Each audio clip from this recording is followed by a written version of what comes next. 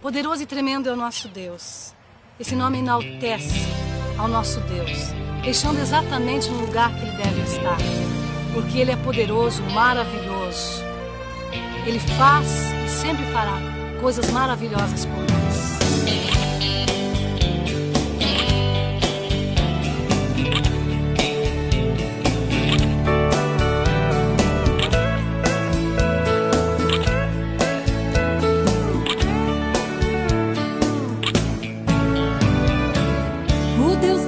É poderoso, Ele é demais.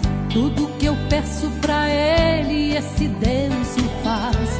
Quando preciso de ajuda, chamo que Ele vem. Ele está comigo no meu caminhar, abrindo portas e ungindo meu cantar. Ele é o Deus soberano, leão de Judá.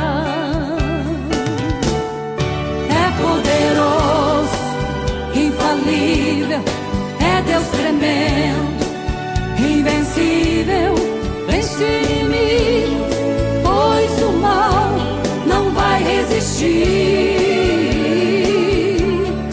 Maravilhoso, conselheiro, Deus glorioso, verdadeiro, nunca me deixa e nem me abandona. Este é o Deus que eu conheço.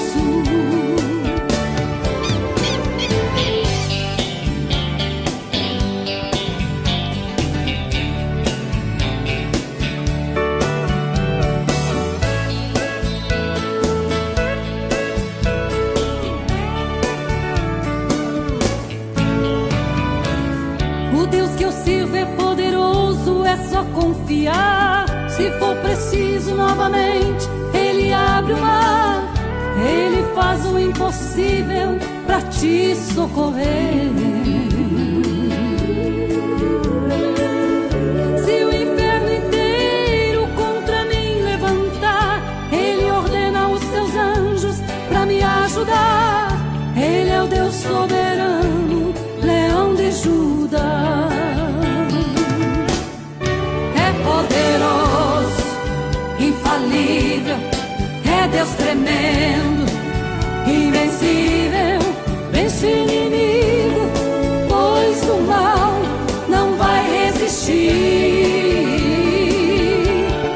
Maravilhoso, conselheiro, Deus glorioso, verdadeiro, nunca me deixa e nem me abandona.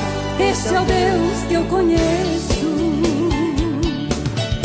É poderoso, infalível, é Deus tremendo, invencível,